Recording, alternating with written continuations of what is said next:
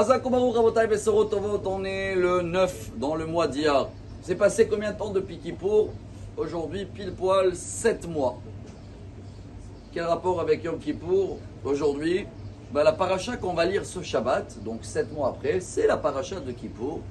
Et toute la première montée, vous connaissez bien l'histoire de Seir la Azazel, je crois qu'en français on l'appelle le bouc émissaire. C'est quoi ça? On va l'acheter, nous, le Satan. Avec ça, on le donne un petit cadeau, comme ça, il nous laisse tranquille.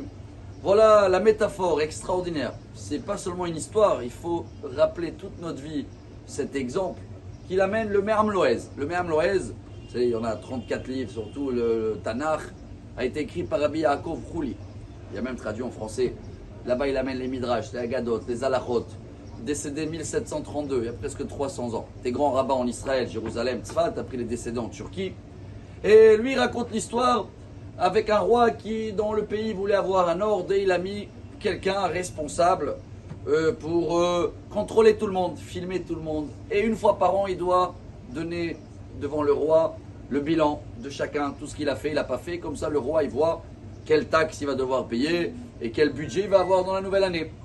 Et ce monsieur-là, il avait un ennemi qui était très proche du roi. On va l'appeler Israël pour l'histoire. Donc Israël est très proche du roi. Alors lui, il a mis encore plus des caméras. Et il disait à toute son équipe, celui-là, on va l'attraper. Celui-là, je veux une enquête 10 fois plus. Et voilà, Rabotai, ça arrive presque la fin de l'année. Il a un dossier comme ça, hein, le catégore, là, le méchant contre Israël. Mais d'un coup, il a écouté par son équipe que ce Israël-là, il a donné au roi un peu des biens qu'il avait. Et il dit, oula, il essaye d'acheter le roi, celui-là. Mais le jour de jugement, il arrive, tout va très bien. Il commence à faire le bilan pour tous les gens et il arrive à Israël. Là, le roi, il le dit à ce monsieur-là, ce gouverneur-là. Non, dans 10 jours, excuse-moi, lui, c'est à part. Bon, déjà, ils sont mauvais. Déjà, il a essayé d'acheter le roi.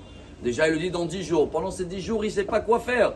Est-ce que le roi, vraiment, il aime et tout mon travail, il est parti à l'eau, toute l'enquête, tout le dossier que j'ai. Et le jour du jugement, il arrive et le roi, il appelle son ami Israël de bon matin. Il dit, écoute-moi, Israël, va voir celui-là, là, l'accusateur, là. Tu vas le donner de ma part un grand cadeau. Et tu vas dire ça, c'est de la part du roi. Il frappe dans la porte Israël, le Satan, hein, hop, il ouvre la porte, il dit bonjour, voilà, ça c'est de la part du roi. Et là, il a compris que si le roi, le jour de jugement, qui a été repoussé il y a 10 ans, il envoie un cadeau à son nom, c'est qu'il ne peut plus parler du mal. Et quand il est venu, lui, après 1 heure, 2 heures, le roi, il a dit alors, le jugement, il a dit non, Israël, c'est bon, tout va bien. Et voilà la métaphore de Rabbi Yaakov Chouli pour nous dire, toute l'année, on est enquêté, il y a le Satan, il fait un travail, surtout sur nous, Israël, il nous cherche partout. On arrive avant le mois d'Elul, un mois avant, on commence à faire la tzedaka, tchouva, maasim tovim, il est au courant de ça, mais il nous attend. Rosh Hashanah, il voit que ça a été repoussé à Kippour. Et à Kippour, on leur donne un grand cadeau, bouc émissaire, de la part de Dieu. Et quand il reçoit ça et il voit que c'est de la part de Dieu, tout ce qu'il a préparé tombe à l'eau. Qu'est-ce qu'on apprend de cet exemple magnifique?